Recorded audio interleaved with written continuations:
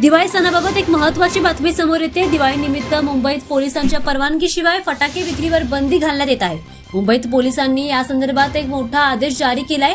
कोविड-19च्या 2 वर्षांनंतर यावर्षी लोक सणांबद्दल खूप उत्सुक आहेत। बाजारपेठा गर्दीने फुलून गेल्यात, मात्र वाढत्या प्रदूषणाची चिंता ही देखील महत्त्वाची आणि मोठी बाब आहे। म्हणूनच मुंबई पोलिसांनी फटाक्यांच्या विक्रीवर बंदी घातली आहे। याचा अर्थ असा की पोलिसांच्या परवानगीशिवाय फटाके विकताना आढळणाऱ्या कोणालाही कडक कारवाईला सामोरं जावं लागेल।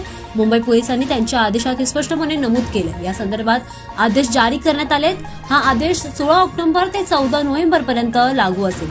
दिवाळीच्या काळात बाजारपेठात मोठ्या प्रमाणात बेकायदेशीर फटाके विकले जातात। विक्रेते त्यांच्या दुकानांच्या बाहेरील फटाक्यांवर त्यांचे स्टॉल पसरून त्यांना चादरीने झाकून त्यांची विक्री सुरू करतात। परवानगीशिवाय फटाके विकणे हे केवळ बेकायदेशीर नाहीच, तर मोठी आग आणि जीवितहानी तसेच मालमत्तेचं मोठं नुकसान होण्याचा मोठा धोका देखील निर्माण करतो। अशा विक्रेत्यांमध्ये अशा घटना टाळण्यासाठी सुरक्षा खबरदारीचा प्रश्न उपस्थित करता मुंबई पोलिसांनी परवानगीशिवाय फटाके विक्रीवर बंदी घालण्यात आली आहे। या आदेशामुळे फटाके विक्रेत्यांमध्ये मोठी नाराजी पसरली आहे।